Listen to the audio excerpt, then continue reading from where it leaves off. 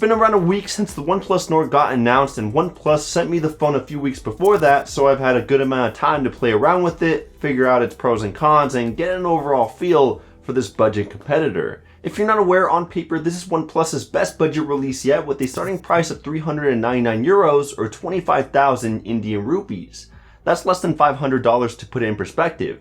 However, it's not being released in the US or any other country that is not from Europe or Asia. It's ironic too, because Nord in European languages means north. Yup, the direction in a compass, and OnePlus gave it this name because north points towards growth and success, which is the direction that OnePlus wants to keep moving towards.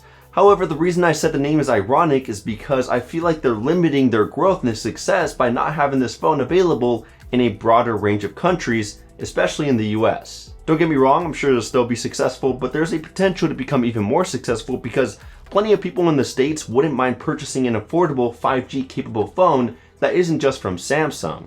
So let's say you are in the right market and have your eyes on this puppy. What amazing specs do you get if you purchase it? Well, I'll throw them on the screen, but to me, the most impressive are those camera specs and support for 5G.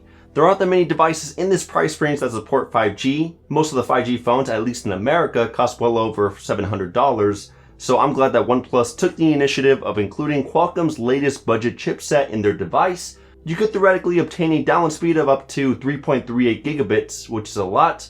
Plus, in my time of testing, even though I live in the States, I had no problem using the Nord on T-Mobile's network. I could still make and receive calls, SMS, and browse the internet without needing Wi-Fi or roaming. The cameras were another aspect that caught my attention. It's got 6 of them, 4 on the back and 2 on the front. 2 of the rears were copied over from the OnePlus 8, including the 48 megapixel main lens and the 2 megapixel macro shooter. It still has an ultra wide, but it's been downgraded to just 8 megapixels, and it doesn't come with a telephoto lens or a color filter camera, only a depth sensor for portrait mode. Now I've compared each photo from the Nord to the OnePlus 8, and I found the results to be great. For the rear sensors, the colors, sharpening, and saturation in any daylight shots have gotten a lot more accurate than those taken on the OnePlus 8. It doesn't feel like there's a heavy filter on top anymore, but there is still an excessive amount of contrast and shadowing going on. The exposure has gotten a slight bit better, but it's still nowhere near some of the top flagship cameras on the market like the Pixel or the iPhone 11. What I didn't enjoy using was the macro lens. The OnePlus 8 Pro, even though it didn't have a dedicated macro lens, still managed to outshine the one found in the OnePlus Nord. It gets closer to the subject, provides a steadier shot, and has better color accuracy. The depth sensor was also not that great to use. Portrait pictures looked okay, but nothing was impressive like photos taken on the Pixel. As for night shots, when using Nightscape, the colors have gotten a lot richer, there isn't as much grain anymore, and sharpening has improved, which is great to hear, but this is only when you use the rear primary lens. When you switch to the ultra wide, the lighting instantly drops, colors become muted, and you can't really see what you've taken. The 8's ultra wide didn't have this issue, so this seems like something that OnePlus had to cut corners on. Other than that, I don't have any other problems with the rear module's low light performance, especially considering how cheap this phone is.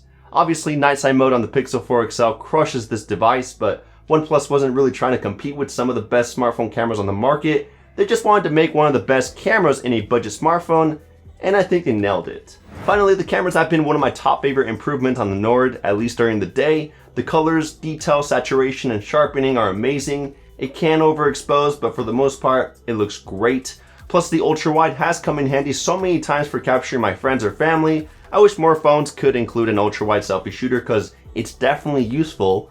During the night though, both front cameras are terrible. You can't even use Nightscape, so it's pretty useless unless you use the flash. It seems like OnePlus took the same approach as Google in focusing most of their attention on the cameras. If you can remember from last year, Google released a low-budget smartphone called the Pixel 3a, and its main focus was the rear sensors, something that most budget competitors never even bothered to improve. Yet with this new model, Google managed to double its smartphone sales in a single year. So I think OnePlus saw that, and they tried following Google's footsteps to see if it can obtain that same luck. Now you probably think that this phone looks like every other OnePlus device. It's got the same vertical camera module on the back, same tapered edges, very similar color choices, and the traditional rectangular form factor. It might as well just be called the OnePlus 8 Lite. They only really did this as a marketing strategy since people are more likely to buy something that is more recognizable. Since the OnePlus 8 was a huge hit, it's not a big surprise that they replicated its design to hopefully sell a lot more units. They took the safe route. But honestly, the design doesn't really bother me. It's not exciting, but it's very comfortable to hold, especially since the display is flat, so I no longer have accidental touches, and it's not gigantic like the one found in the OnePlus 8 Pro. It's perfect for one-handed use, and the button placement is just right. The only thing that I will complain about is that the back glass is a huge fingerprint magnet, and it's also very slippery. I fixed this by slapping a dbrand skin on the back of it. I used their teardown skin to show off the phone's internals, and that blue battery really adds to the theme of the phone.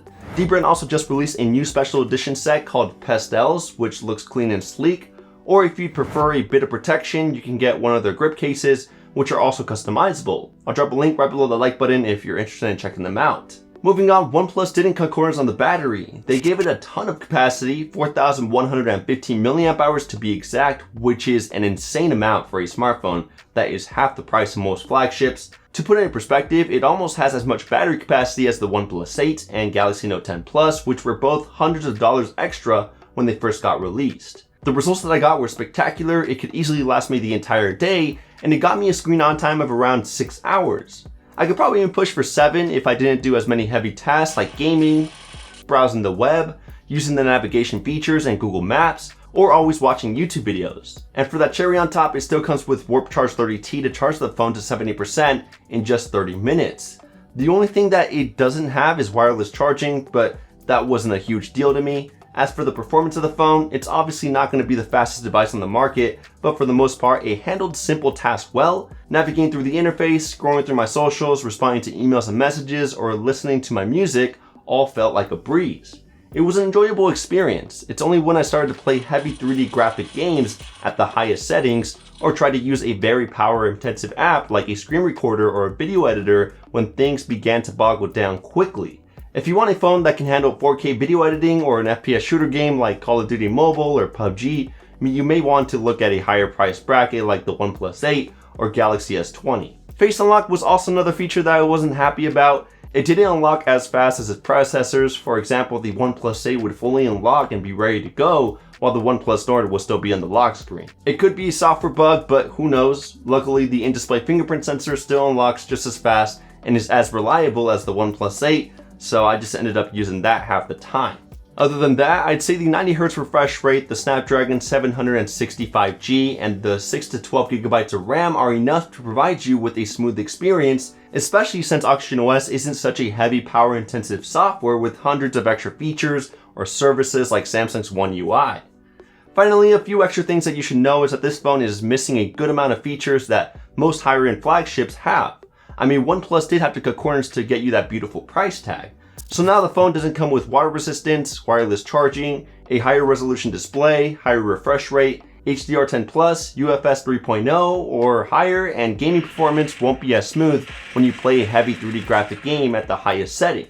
Any of these features could be a compromise to some, so just be aware of that when you're looking to buy this phone. Now, would I recommend you purchase the OnePlus Nord? Yes, definitely. Honestly, this is the best budget smartphone to be released yet. It's got all the essentials that you'd want from a smartphone released in 2020, like a great camera, decent performance, support for 5G, 90Hz, in-display fingerprint sensor, great battery life, and comfortable design. Plus, OnePlus promised that Nord would receive 2 years of software updates and 3 years of security updates. For how much this phone costs, there aren't a lot of bad things to say about it. I think OnePlus did a fantastic job with this first release of their new budget product line. It gets me excited for the next one, which I hope gets released in the States. Either way, that's my full review of the OnePlus Nord. If you'd like another perspective on this device, I'll drop an Android Police article review in the description. If you guys enjoyed this video, make sure to drop a huge thumbs up and get subscribed with the notification bell turned on. Don't forget to check out those dbrand skins through the link in the description, and I'll catch you guys in the next one. Peace.